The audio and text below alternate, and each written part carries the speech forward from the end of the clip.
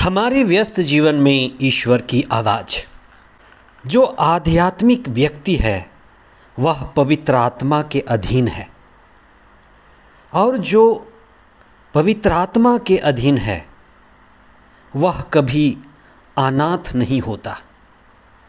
ईसा ने अपने शिष्यों को आध्यात्मिक बनाया। उनकी शिक्षा आध्यात्मिक बनाने की शिक्षा थी, और उनके शिष्य कभी अनाथ नहीं होंगे। पास्का का 6वां रविवार 14 मई 2023। पहला पाठ प्रेरित चरित्र अध्याय 8 पद संख्याएं 5 से 8 तथा 14 से 17 तक। दूसरा पाठ संत पेतरुस का पहला पत्र अध्याय 3 पद संख्याएं 15 से 18 और संत यूहन्ना का सुसमाचार अध्याय 14 पद संख्याएं 15 से 21 तक।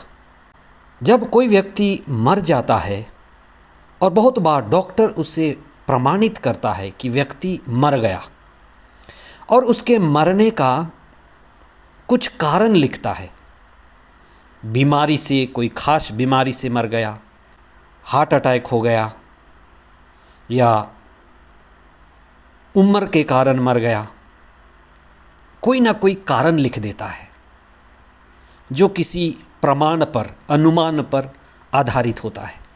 आध्यात्म में मृत्यु का कारण कुछ अलग है। आध्यात्म में मृत्यु का कारण कुछ भिन्न है। आध्यात्म में मृत्यु का कारण जन्म है। हम इस पर चिंतन करें। आध्यात्म में मृत्यु का असली कारण शरीर का जन्म लेना है। जैसे अगर सूरज उगता है तो वह जरूर डूबेगा। डूबने को नहीं रोका जा सकता। व्यक्ति जब जन्मता है तो मृत्यु होगी, शरीर की मृत्यु होगी।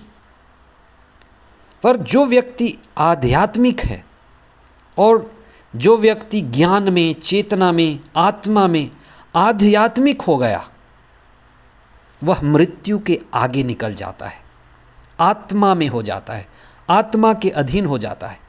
इसीलिए संत यूहन्ना के सुसमाचार अध्याय 8 पद संख्या 31 और 32 में प्रभु का वचन कहता है, यदि तुम मेरी आज्ञाओं का पालन करोगे तो सत्य को जान जाओगे, और सत्य तुम्हें स्वतंत्र कर देगा। सत्य को जानना क्या है?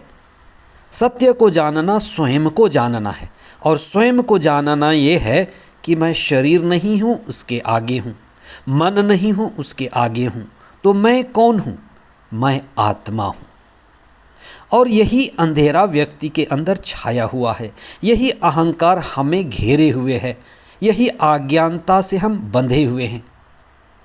जो सत्य से परिचित नहीं हैं वे डरते हैं, और ये डर बढ़ता है। जो अंधेरे में हैं, अहंकार में हैं, और शरीर बूढ़ा होगा, हम मृत्यु के नज़दीक आएंगे और घबराएंगे। मृत्यु विनाश देखकर भयभीत होता है। व्यक्ति विनाश को आते देख, मृत्यु को आते देख भयभीत होगा, और जो आध्यात्मिक है, आत्मा में है, वही उसके आगे जाएगा। अंतिम ब्यारी के समय ईसा के शिष्य इसी स्थिति से गुजर रहे थे। ईसा ने बार बार कहा कि मुझे दुख उठाना होगा, लोग मुझे क्रूस पर चढ़ा देंगे। मृत्यु के बारे सुनकर उनके शिष्य घबराए, भयभीत हुए कि अब आगे क्या होगा, और मृत्यु का हम कैसे सामना करेंगे, ईसा कैसे सामना करेंगे, और उसके आगे क्या होने वाला है। बहुत बार ये चीज़ हमें सताता है कि मेरी मृत्यु कैसी होगी, मेरे परिवार के लोगों की मृत्यु कैसी होगी, और कैसे हम इसके आगे जाएंगे। अगर बुज़ुर्ग माता पिता हैं, व्यक्ति बुज़ुर्ग हो रहा है, तो इस परिस्थिति से गुजरता है। मृत्यु का सामना कैसे करें? एक ही तैयारी की ज़रूरत है जो हर किसी के लिए है, मृत्यु को सामना करने की तैयारी, मृत्यु को झेलने की तैयारी, जो हर किसी के लिए ज़रूरी है। Nothing is important except death. Isa अपने शिष्यों को इसी के लिए तैयार करते हैं। Nothing is certain except death. और इसीलिए उन्होंने एक गुरु मंत्र दिया। उन्होंने कहा, मेरी नई शिक्षा में बने रहो। ईसा की नई शिक्षा प्रेम की शिक्षा है। ईसा से जुड़े रहने का अर्थ है उसके प्रेम की शिक्षा से जुड़े रहना, अहंकार को दूर करना, दूसरों के पैर धोना, खुद को तोड़ना। ईसा के आदेशों से जो प्रेम और उसी से जुड़ा हुआ है, ईसा से संयुक्त होना। ईसा ने यह वादा किया कि यदि तुम मुझसे जुड़े रहोगे तो पवित्र आत्मा का फल उत्पन्न करोगे। दाखलता जैसे मूल से जुड़ी रहती है, मूलाधार से जुड़ी रहती है तो फल उत्पन्न करती है, वैसे ही तुम पवित्र आत्मा का फल उत्पन्न करोगे। इसलिए ईसा ने कहा, मैं तुम्हें पवित्र आत्मा दूंगा और पवित्र आत्मा तुम्हें संभालेगा, इसलिए तुम कभी अनाथ नहीं होगे। वह सब चीज का ख्याल रखेगा। और पवित्र आत्मा हर एक प्रभु भक्त को मिलता है जो प्रार्थना के द्वारा, जो प्रभु की शिक्षा के द्वारा नए आदेशों का पालन करता है। इसलिए हर एक व्यक्ति जो प्रार्थना में प्रभु से जुड़ता है, प्रभु के शिक्षाओं का पालन करता है, उससे पवित्र आत्मा का साथ मिलता है, पवित्र आत्मा का सहारा मिलता है और वह कभी अनाथ नहीं हो सकता। ईसा के पुनरुत्थान के बाद पवित्र आत्मा का कार्य ईसा के शिष्यों के कार्य में स्पष्ट रूप से देखा जाने लगा। आज के पहले पाठ में समारियों के बीच, जो यहूदी नहीं थे, पवित्र आत्मा के कार्य करने की चर्चा है।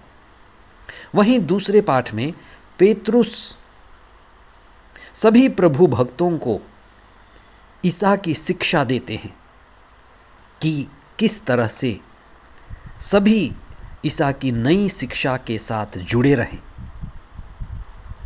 आध्यात्म यानी ईसा के साथ जुड़े रहना, उनके आदेशों का पालन करना, विनम्रता से प्रेम पूर्वक आत्मापूर्ण जीवन बिताना, होश में, चेतना में, बोध में जीवन बिताना। और कुछ ही समय बाद पेंतेकोस्त की तैयारी जो शुरू हो चुकी है कि पवित्र आत्मा हमें अभिषिक्त करेंगे, हम पवित्र आत्मा की आने की तैयारी में जुड़ जाए। सारा संसार और विशेष करके मसीही समुदाय उस महान पवित्र आत्मा के अभिषेक के लिए तैयारी कर रहा है।